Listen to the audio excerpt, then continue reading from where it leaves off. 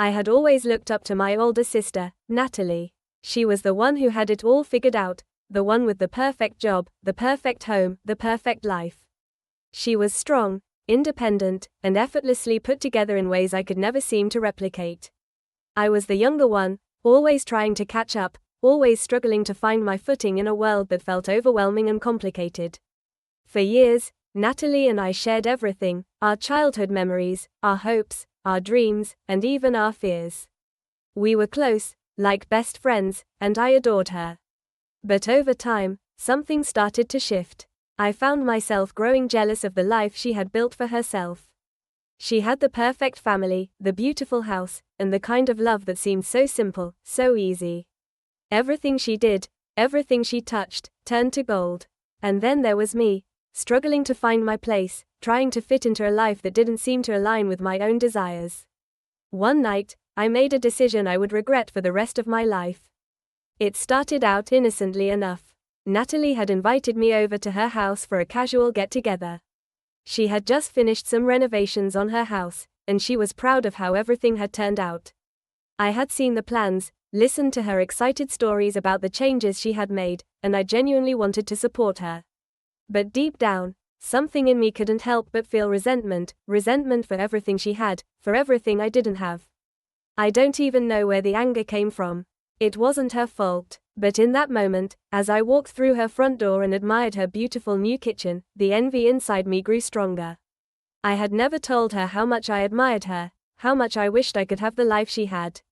I kept it all inside, letting it fester. It wasn't her fault, she didn't know, but the more I thought about it, the more I felt like I was suffocating. The night didn't go as I expected.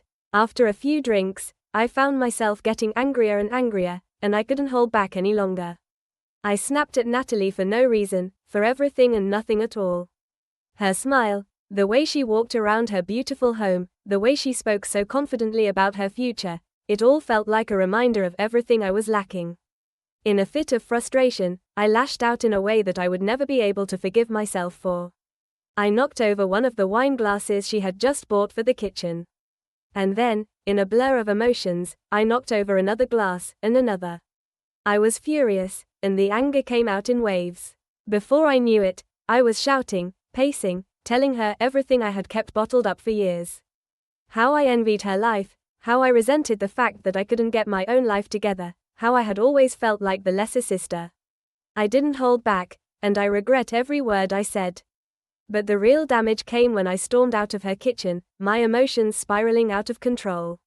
I kicked over one of the newly installed kitchen cabinets in a fit of rage, and I heard the unmistakable sound of wood splintering and cracking. I stood there, frozen, watching the damage I had caused. The reality of it hit me like a ton of bricks. I had just destroyed something my sister had worked so hard for. I had destroyed something she had poured her heart into. I turned around, facing my sister, who was standing there in shock, her face pale with disbelief. Her eyes were wide, hurt, and confused. I could see the pain in her eyes, and it was then that I realized what I had done. I had broken something more than just her kitchen. I had broken our relationship, our bond. The guilt washed over me, and for the first time in years, I realized how much I had hurt her, not just with my words, but with my actions. "Lena," Natalie whispered, her voice trembling. "What did you do?" I didn't know how to respond. The tears welled up in my eyes, and I could feel the weight of what I had done crashing down on me. "I'm so sorry. I don't know why I don't know what came over me. I had always been the one who tried to hide my emotions, the one who kept everything bottled up inside. But that night, all of my insecurities, my jealousy, my fear, and my anger had spilled over in a way that I couldn't control. I had hurt my sister, the one person who had always been there for me, the one person who had supported me through everything. I tried to apologize, but the words didn't feel like enough. I couldn't undo what I had done. I couldn't fix the shattered pieces of our relationship with a simple apology. The next few days were a blur of guilt and regret. I couldn't face her. I couldn't face what I had done. I kept replaying the scene in my mind over and over again, wishing I could take it all back. But I knew I couldn't. Finally, after what felt like an eternity, I went to her house, knocking on her door with a heart full of shame. I had to face the consequences of my actions, no matter how hard it was. When she opened the door, there was a long silence between us. I could see the hurt in her eyes, the walls she had put up. I had betrayed her trust, and I knew it was going to take more than words to fix it. "I'm so sorry," I said, my voice breaking. "I don't know what came over me.